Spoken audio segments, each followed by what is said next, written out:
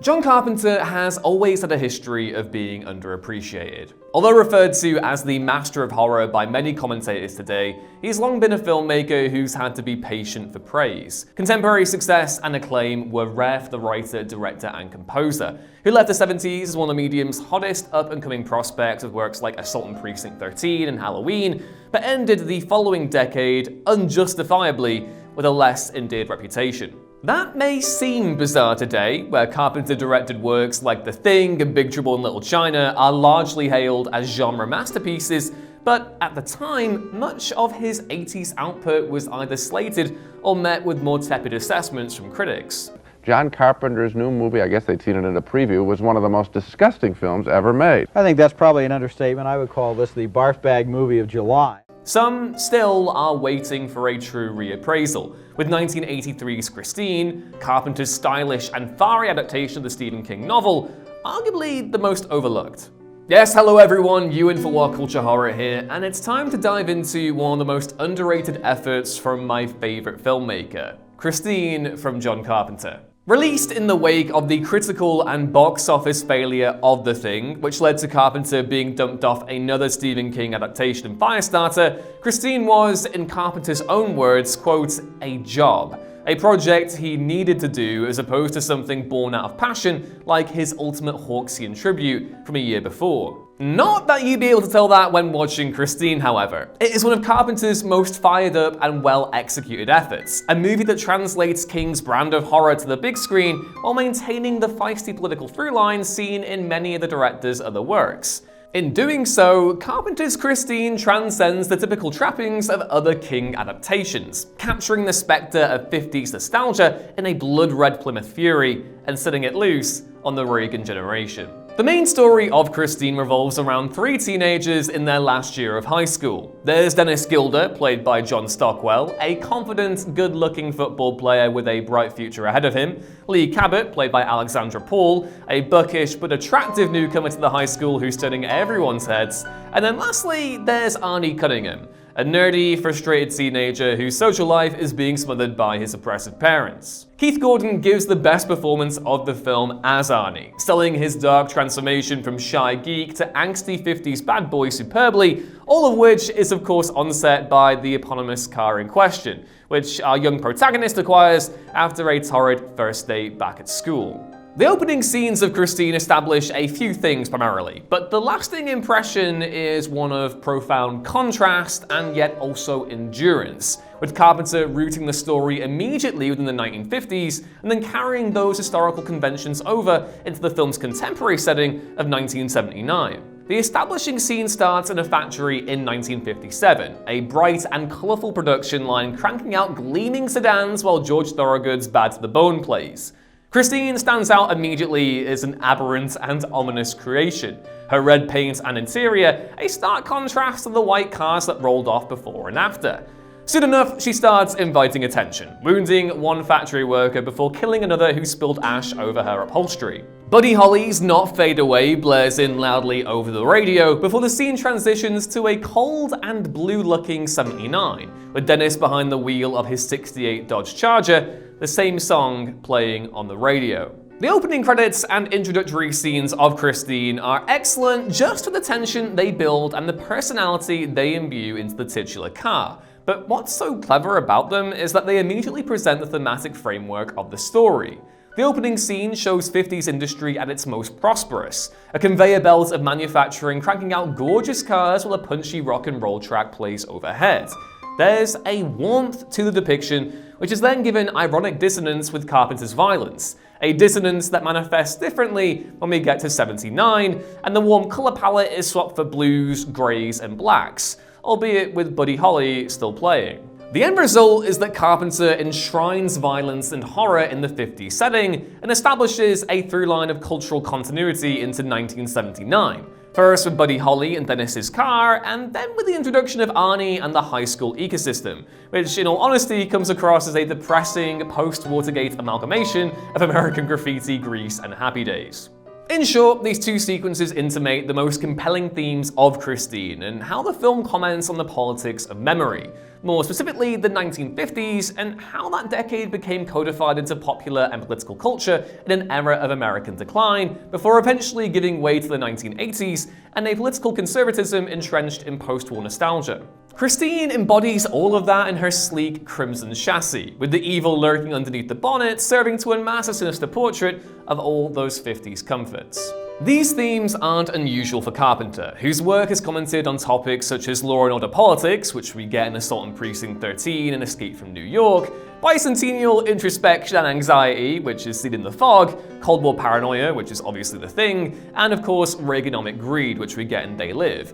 And all these films usually feature cynical, doom-laden conclusions to go on top. Now, important clarification here. This is not me saying that Carpenter's approach to filmmaking is cynical. Quite the opposite. Wrapped up in his filmography is some of the most sincerely constructed works of the last half-century, typical of a filmmaker who worships at the altar of Howard Hawks. But rather that there's an undercurrent of apocalyptic resignation to these stories, so much so that The Thing, Prince of Darkness, and In the Mouth of Madness have been dubbed the Apocalypse Trilogy. Christine, while not nearly as doom-laden as those films I'd argue, still seems to wield plenty of scathing anger, weaponizing 50s nostalgia while laying bare that glum sense of decline that became synonymous with the 1970s, the decade of Watergate, Nixon, and Vietnam. The vessel for all this frustration and subsequent embracement of 50s aesthetics is Gordon's Arnie, who starts Christine as a sort of Charles Martin Smith in American Graffiti figure before evolving into an ersatz James Dean, a nostalgia zombie reanimated by the promise of strength, independence, and sex appeal, all of which is wrapped up in the idea of getting a car to begin with, let alone one as demonic as Christine. For Arnie, though, a child of the 70s, getting a car and having that freedom and forward mobility at first seems like an insurmountable hurdle, smothered as he is by his parents, especially his mother, and the sense of emasculation that comes with that. The answer to all his problems is Christine, but even then, the rules have changed. Arnie quite literally has to resurrect his love in a Frankenstein manner, rummaging through the rusting automotive graveyard of Darnell's for parts. It's a stark visual metaphor and contrast to the opening scene that gets at the idea of 70s powerlessness and decline, which Arnie navigates by reaching for the past. The crucial thing here, though, is that he's just swapping one torment for another, with Carpenter turning 50s-style nighttime joyrides, cozy drive-in dates, and high school football games into scenes of violence and death. There's a humorous bent here in how Christine examines that hyper-masculine infatuation with cars, with Arnie literally falling in love with his ride only slightly more obsessively than your average first-time buyer. But more interesting is how Carpenter's film approaches the car as a symbol of strength and freedom, and how that reflects that 70s to 80s transition. Arnie goes from single, emasculated weakling to a neo-rebel without a coarse heartthrob by channeling Christine's 50s spirit, reaching out to classic, slightly cornball ideas of Americana, the same way movie studios and television companies did during the 70s, as well as with how Reagan channeled white picket fence imagery for his landslide 1980 election win. Again, though, Carpenter illustrates the poisonous effects of this nostalgia in the film. Once restored, Christine becomes Arnie's obsession and murders friends and enemies alike, intimating in turn the sinister core of the 1970s sentimental obsessions. What we're left with then is something that could almost sound like an unwinnable choice: rusting malaise or violent history. If such a question is presented, then it is quickly resolved in the ending for Christine, which I'm gonna get into now, so if you don't want to be spoiled and plan on watching the movie, you should probably click away. For those of you who are staying, it's time to get into Christine's conclusion and how its ironic resolution actually leads to one of Carpenter's most oddly uplifting endings. With Arnie fully in his car's thrall and having killed his high school bullies, plus his unfortunate boss Darnell, played by the brilliant Bob Prosky, Dennis and Lee decide enough is enough and lure Christine to Darnell's auto shop, where they plan to kill her once and for all. The tool of choice is a rusty old bulldozer, Darnell's interior proving a fitting grave where it had once given life. Carpenter again lays the juxtaposition on with this sequence. Christine, glossed up and with her motor purring, meets her maker against a hulking, diesel-spewing instrument of destruction. Just as pronounced are all the psychosexual dynamics wrapped up in Arnie's relationship with Christine, the former's death manifesting like a kind of sensual release. But even with that dark ending in mind, the film, perhaps unusually for Carpenter, concludes on a somewhat spirited note. Christine is pulverized by Dennis and crushed into a cube, with Arnie's old friend attending the car's funeral alongside Lee and Detective Jenkins, played by an always great Harry Dean Stanton. Carpenter hints at the car living on with the presence of another 50s rock song, only for it to be revealed that a junkyard employee is playing a radio nearby. Our protagonists seem about to leave, only for the frame to linger on Christine's mangled corpse, and for her grill to start moving. Now, this conclusion could be seen as typical of Carpenter's horror movies. A nihilistic note that reiterates how evil lives on despite our best efforts, like with Halloween, or that we're all basically doomed regardless, as seen with The Thing. But emphasis should be placed on the means of Christine's destruction. There's a real sense of angst with regards to how decay is presented in the film. The 70s cast as a pallid, cold contrast to that warming 50s glow seen at the beginning, but more anger is reserved for that nostalgia and those who cling onto it than the contemporary present. In that sense, the tools behind Christine's death take on an almost playfully sardonic nature. Basically, yeah, everything sucks, but we can all still take strength in the fact that even the scraps we've been given are enough to vanquish a twisted memory. It's an idea that actually aligns Christine more so with the anti-establishment vibes of Carpenter's action thrillers like Escape from New York and They Live, rather than some of his earlier horror works. Arnie may be dead, and Christine may return to enact a new cycle of violence, but there's hope in that we might be able to live beyond the past and even destroy it if we have to. Ultimately, John Carpenter's Christine is a fascinating film. Not just because of its compelling historical subtext, but rather that, even for something that by his own admission wasn't a labor of love, Carpenter still managed to create what is, in my opinion, another genre masterpiece. It's exquisitely shot, with Donald M. Morgan's composition seamlessly blending 50s iconography with 70s miasma. It's also immaculately performed.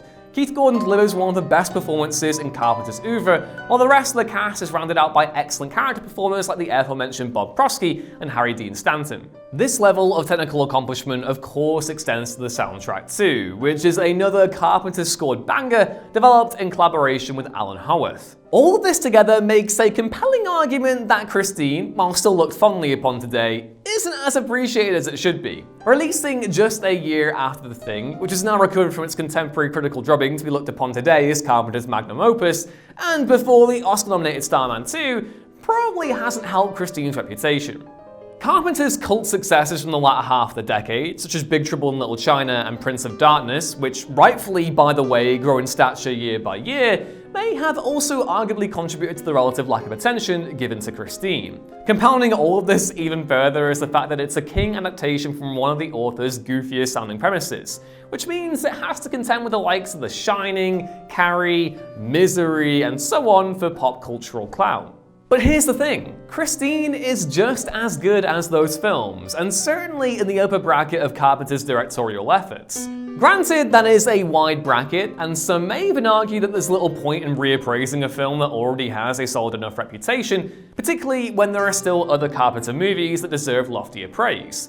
However, each time I watch Christine, I find myself more and more impressed with how well it fits within the spirit of Carpenter's works, when it so easily could have been an aberrant adaptation where the director lost his voice within King's prose. Its anti-establishment credentials are as fiercely on point here as they are in something like A They Live, and they're matched by a level of technical excellence that ensures Christine is an entertaining and gripping watch. The premise might all be King, but we're left with another Carpenter masterpiece. And that was why Christine is secretly the best Stephen King movie. Thank you so much for watching if you stuck with us to the end. I had so much fun writing this one and getting to devote this much time to my favorite director. So yeah, please let me know your thoughts on this video and on the movie down in the comments below.